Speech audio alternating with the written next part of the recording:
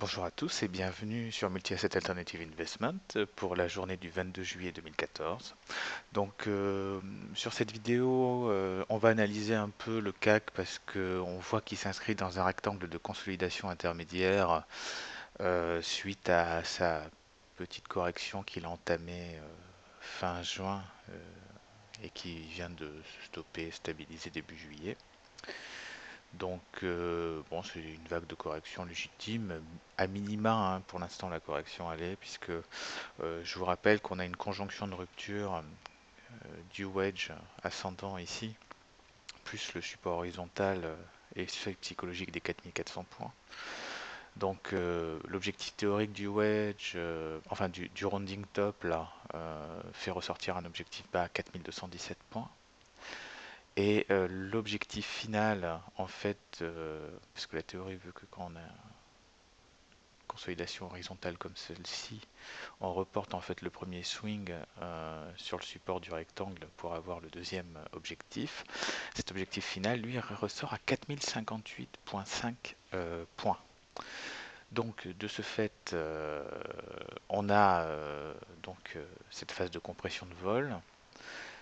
Alors, paradoxalement, sur la vitesse de delta, bah, ça stabule, hein, comme vous pouvez le voir. Ça manque, vous voyez, d'habitude, quand vous avez une reprise de hausse, vous avez un écartement en fait des points assez précis. Et ici, là, bien au contraire, ça reste très très très tassé. Ça me rappelle ce scénario-là où en fait on a plutôt oscillé dans une phase très très serrée. On était vraiment en congestion plus qu'en extension. Donc le signal ici a été donné à l'achat il y a peu. Donc vous avez 5 séances à peu près où vous pouviez faire des allers-retours de manière régulière. Malheureusement, si on fait du buy and hold avec ce signal-là, je crains que ça soit un faux signal, car ça manque trop de vitesse de delta. À chaque fois qu'on a eu une belle reprise haussière post-signal, on a eu une vitesse positive de delta avec un bel écartement en fait. Euh, vous voyez de l'indicateur, ce qui signifie en fait qu'en termes de vitesse, vous aviez de la convexité, une bonne vitesse de delta, et donc vous aviez une réelle volonté, un vrai sentiment acheteur sur l'indice. Or là, ce n'est pas le cas. Là, on est toujours en négatif, ce qui veut dire que en fait, ça traduit clairement la vitesse de la phase de congestion actuelle. Donc, si vous voulez faire des allers-retours tant qu'on est dans le support, parce qu'on ne peut pas prévoir la sortie pour l'instant, non, logiquement, on devrait stabiliser dans trading range encore un petit moment.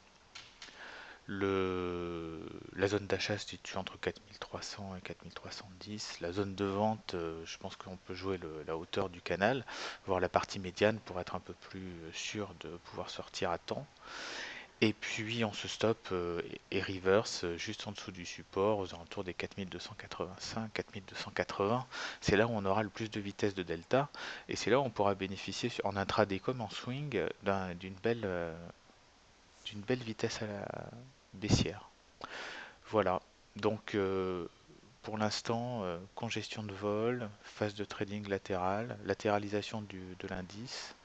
On attend la sortie, on peut traiter à l'intérieur du rectangle. Mais attention, ça manque de vitesse, donc on aura du mal à sortir. Ça se tasse, congestion de volatilité.